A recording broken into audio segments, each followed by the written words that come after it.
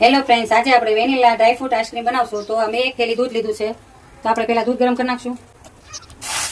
એક થેલી આપણું દૂધ ગરમ થઈ જાય ત્યાં સુધીમાં આપણે કસ્ટર્ડ પાવડર આપણે 2 ચમચી નાખશું. આમાં 1 ચમચી આપણે આ પાવડર નાખશું. પછી આને આપણે બેને મિક્સ કરી નાખવાનું છે. અને ત્યાં સુધીમાં આપણું આ દૂધ ઉકળે છે. એમાં આપણે એલચી નાખી દઈશું અને 1 વાટકી આપણે ખાંડ નાખી દઈશું. હવે આપણે ઘડીક ઉકાળી નાખવાનું છે દૂધને, તેથી આપણું દૂધ થોડું ઘાટું થઈ જાય. પછી એની અંદર આપણે પાવડર નાખી દઈશું. હવે આને આપણે હલાવ્યા રાખવાનું છે. આમ ઘાટું થાય ને દૂધ ત્યાં સુધી આપણે હલાવ્યા કરશું. આ એકદમ મસ્ત આપણું જો ઘાટું થઈ ગયું છે, એક એમાં ઘણી રહી નથી.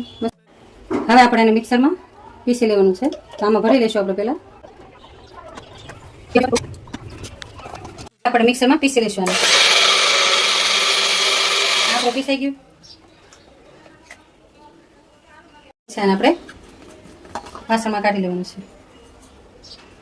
જો આવું ઘાટું મસ્ત થઈ જશે. આપણે બીજી વાર નાખી દઈશું. આપણે પીસેલું તો એકદમ મસ્ત આપણું બની ગયું છે બેટર, સરસ. હવે એની અંદર આપણે કાજુ બદામ છે નાખી દઈશું. હવે ટુકડા કર્યા હતા કાજુનો, એ પણ નાખી દઈશું. હવે આપણે આને મિક્સ કરી નાખવાનું છે.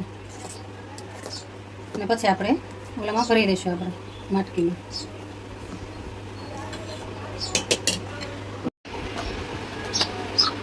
હવે આપણે આવી રીતના આમાં ભરી લેવાની છે. આવી રીતના ભરીને આપણે થોડીક બદામની ઉપર નાખી દઈશું. એની ઉપર એકદમ સરસ સારી લાગે. અને પછી આપણે આનું ઢાંકણું બંધ કરી દેવાનું છે. આવી રીતના બધી આપણે ભરી લેવાની છે.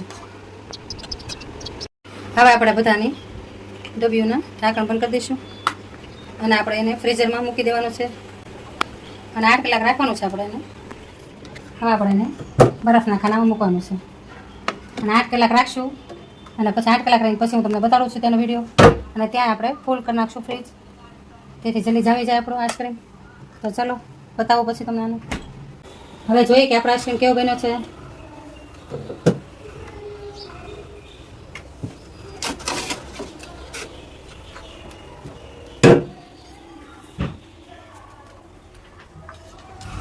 હવે આપણે એને ટેસ્ટ કરશું ખોલીને કેવો બન્યો.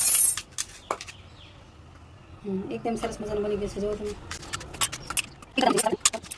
હવે આપણે ટેસ્ટ કરીને જોઈએ કે કેવો બન્યો છે.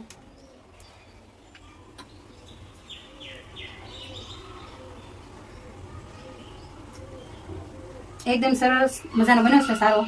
અને ટેસ્ટ પણ સારો આવ્યો છે. આનો ચોક્કસ તમે બનાવજો, ફટાફટ બની જાય અને જલ્દી ખાઈ શકો તેવી રેસીપીમાં બનાવી છે આઈસ્ક્રીમની. તો તમે ચોક્કસ બનાવજો. આવજો.